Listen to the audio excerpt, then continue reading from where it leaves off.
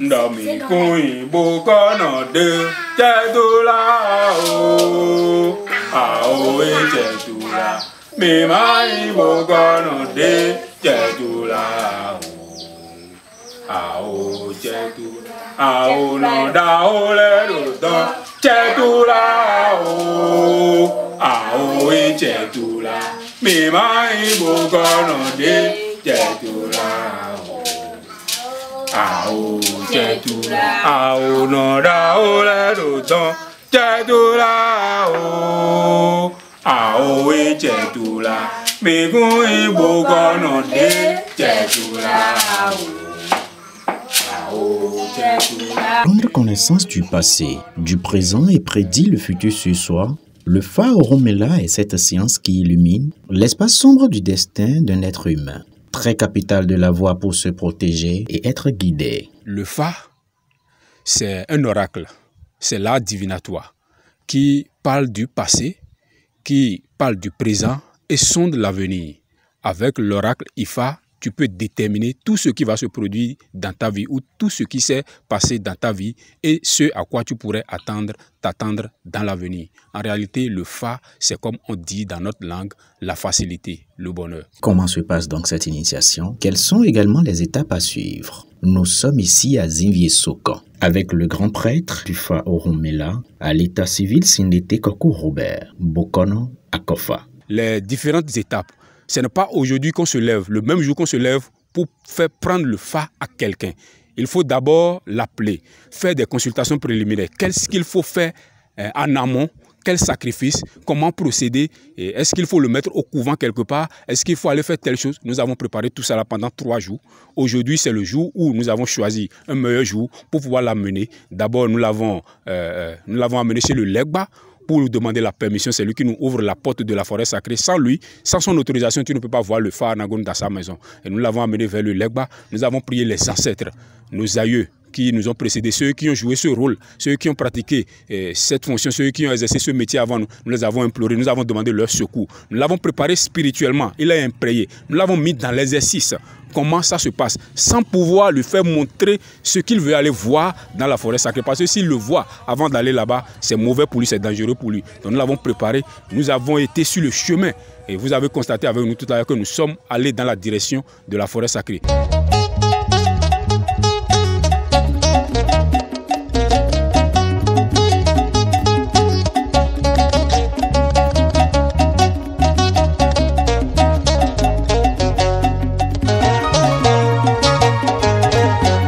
Pour être initié au Fa, il faut d'abord commencer par compter à partir d'un âge de 7 ans. Tout homme, toute femme peut être initié au Fa. Mais il y a quelques exceptions. Il n'y a pas de règle sans exception. Par exemple, une femme qui est enceinte et on a fait la consultation de grossesse, on a vu que l'enfant qu'elle porte en ses entrailles doit forcément prendre le Fa, alors que l'enfant n'est pas encore né. C'est déjà une exception à cet âge que j'ai dit tout à l'heure, à savoir 7 ans. Là, on coupe le Fa, c'est-à-dire on fait la coupure du Fa à cet enfant à travers la grossesse pour que l'enfant puisse descendre normalement. Il y a aussi des enfants qui sont bien nés, mais qui n'ont pas encore atteint l'âge de 7 ans, mais dont leur âme réclame forcément cette initiation au Fa. Donc, il y a cette exception. Sinon, femme ou homme, nous sommes appelés à prendre notre Fa. La première étape, qui consiste à habituer l'intéressé, le sujet qu'on veut faire initier, à bien manipuler les koris ou d'autres constituants pouvant lui donner la maîtrise au moment de l'initiation. Un exercice qu'il fera pendant plusieurs jours. Avant le jour J, car le prêtre ne peut le faire à sa place. Une suite qui passe donc à la décoration du corps, la peau du sujet et le préparer pour le couvent ou la forêt sacrée si c'est un homme. Les femmes sont des cas exceptionnels. Effectivement, vous allez constater que sur la personne qui devrait être initiée au Fa, il y a des taches. Il y a des taches rouges, il y a des taches noires, il y a des taches blanches, comme ce qu'on fait pour le dieu de la terre, le dieu Sakwata. C'est que nous sommes en train de montrer que cet homme-là est impur dans l'ancien monde. Il est impur dans son monde extérieur à lui, antérieur à lui, qui l'a rendu impur, souillé, qui bloque ses activités, qui bloque l'évolution. Nous l'avons vêtu comme ça pour que lorsqu'il va entrer dans la forêt sacrée, il n'y ait pas un esprit mauvais, un esprit dangereux qui puisse l'attaquer aussi non plus. C'est comme si quand on le voit, on sait que, ah, attention, celui-là, il est protégé par un esprit. On le laisse. Parce que, attention, quand on rentre dans la forêt sacrée, il y a aussi des esprits qui viennent nous combattre pour nous interdire de faire la bonne chose, de suivre le bon chemin. C'est pourquoi, après avoir sorti son signe, son incarnation, il faut forcément le purifier, le laver. C'est après avoir lavé l'initié, le nouveau initié, qu'il faut maintenant laver son phare. Il y a une grande différence. Il y a beaucoup qui font le contraire. Or, c'est très dangereux. La personne doit être pure de corps avant de chercher à purifier son âme. On le lave et on lave son phare. Et il est pur, son âme est pure.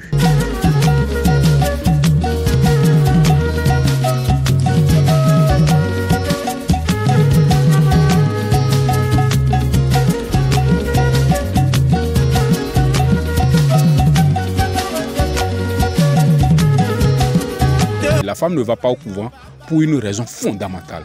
Parce qu'au couvent, c'est-à-dire dans la forêt sacrée, au temple de Ifa, que nous appelons communément le Fazon, la forêt sacrée, il y a un truc là que nous appelons l'okbo, que la femme ne doit pas toucher des yeux. Lorsque la femme touche ce truc des yeux, cet objet sacré qui est l'incarnation même de Ifa des yeux, elle peut ne plus enfanter.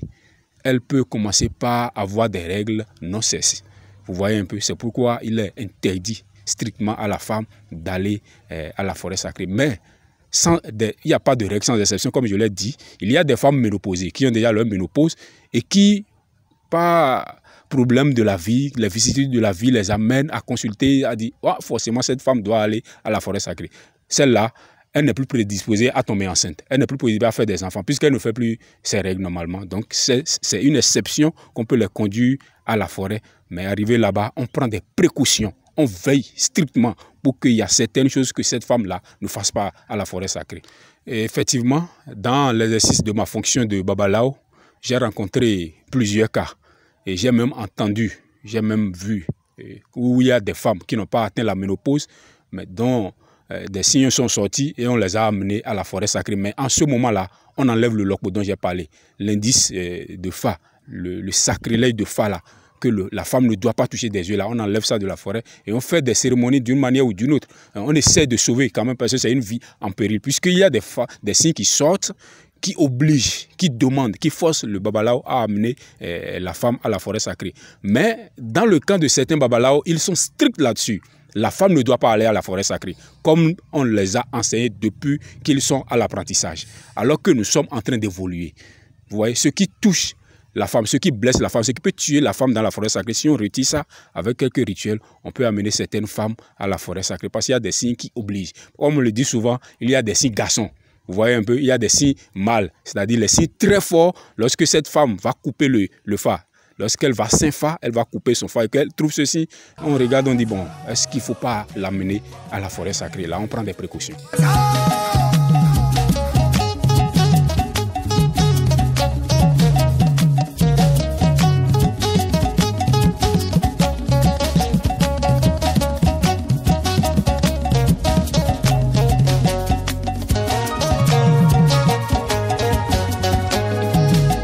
Une fois prêt, il faut aller demander la clémence de la divinité Legba qui va se charger d'isoler les ondes négatives pour que tout se passe bien dans la forêt sacrée.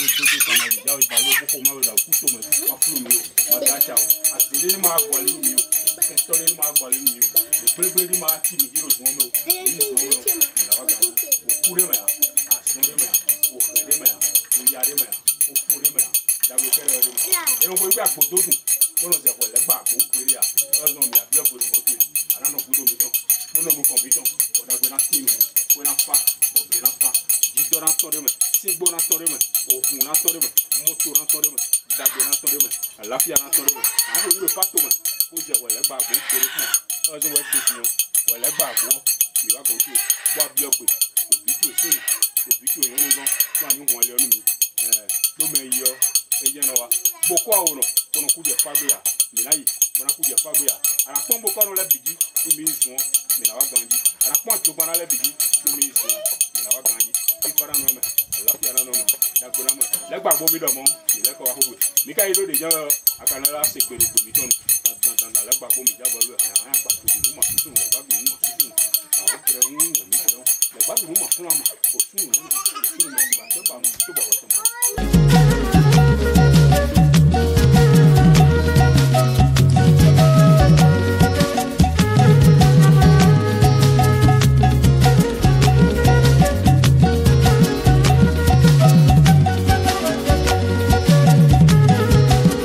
Dans la forêt, des rituels et invocations pour le signe qu'incarne le sujet. Quand on dit poli, c'est d'abord le signe que nous sortons. Le fadou que nous sortons, le signe principal de la personne que nous sortons, on appelle ça le poli, c'est-à-dire son âme, son incarnation même. Ça, c'est aussi le poli.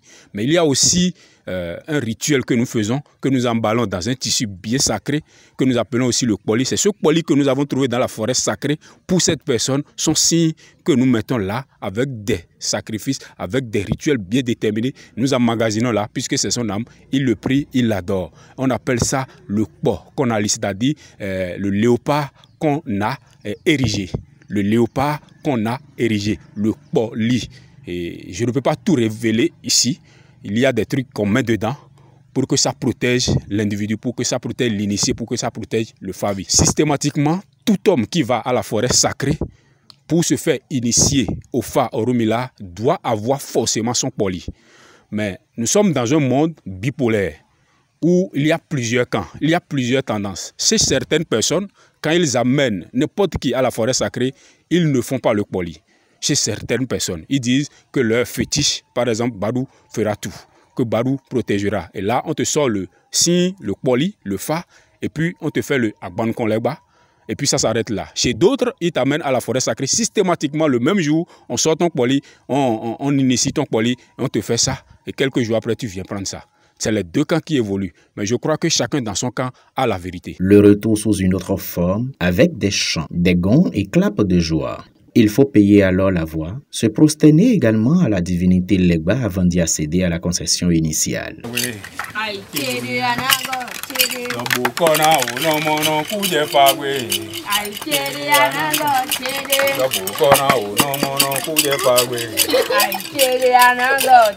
Une fois l'initiation faite, il faut donc procéder à son bain rituel.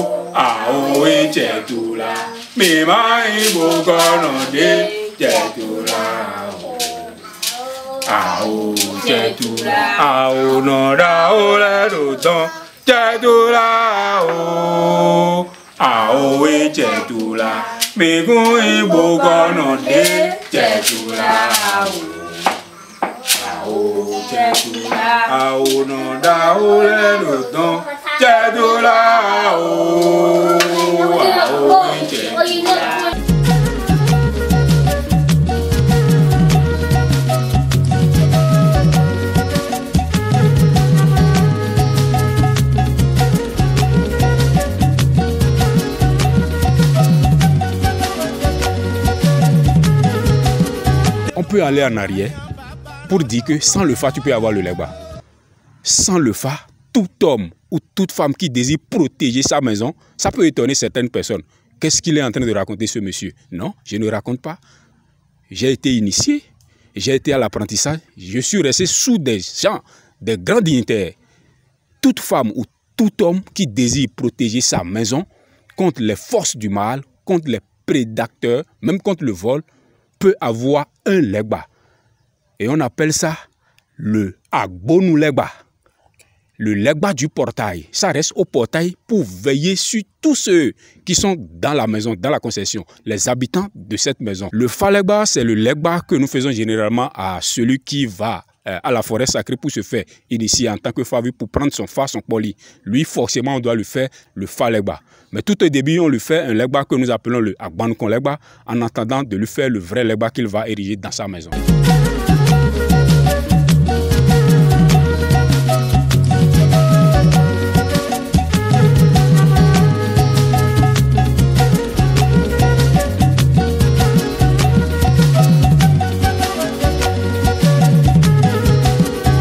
Si nous devons suivre la logique selon laquelle la femme ne doit pas aller à la forêt sacrée, la femme ne doit pas avoir le legba.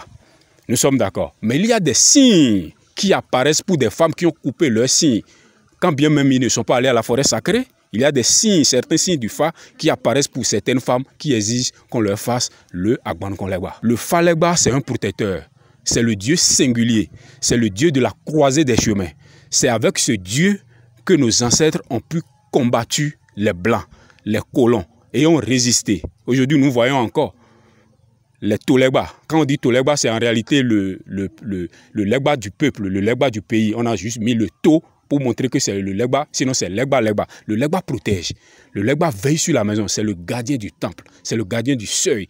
Sans un gardien, sans une force de l'ordre, le legba peut protéger ta maison, protéger ta famille. Le legba peut te procurer même la richesse. Parce qu'en réalité, c'est lui qui est le messager du Fa Anagon. C'est lui qui est le coursier du Fa Anagon. C'est lui qui va chercher, qui va en mission pour le Fa Anagon. Le legba joue un rôle très prépondérant dans la vie de chaque homme, dans la vie de chaque femme qui le concède. Le prêtre, le babalao ou le bokono interprétera maintenant le signe du poli sorti au sujet et ses interdits. Des sacrifices qui peuvent être déjà exécutés se feront dans les premières heures. Quand nous sommes entrés dans la forêt sacrée, obligatoirement, nous devons sortir le signe de la personne à travers le rituel, le cérémoniel qui fait sortir le signe. Effectivement, nous avons sorti le signe. Le signe qui est apparu obligatoirement nous demande à le purifier, à lui enlever toute souillure.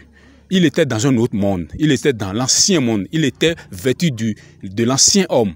Nous devons le mettre dans le nouvel homme, dans le nouveau monde, pour que les choses puissent bien aller pour lui. D'où la purification exigée par le signe qui est apparu. Cette purification, si nous le faisons cela, nous allons le ramener encore dans la forêt. Nous allons lui dire certains interdits sur le signe, les interdits qui sont sur son signe. Nous allons lui dire les rituels à faire, comme ce que nous appelons les adras. Voici ça, les rituels à faire sur son signe pour avoir grâce, pour que le Fa puisse lui faire grâce. Le Fa Oromila, une science qui guide l'homme, ses pas, sa conduite dans la société et aussi sur son existence spirituelle dans toutes ses dimensions. Il urge donc de se connaître soi-même.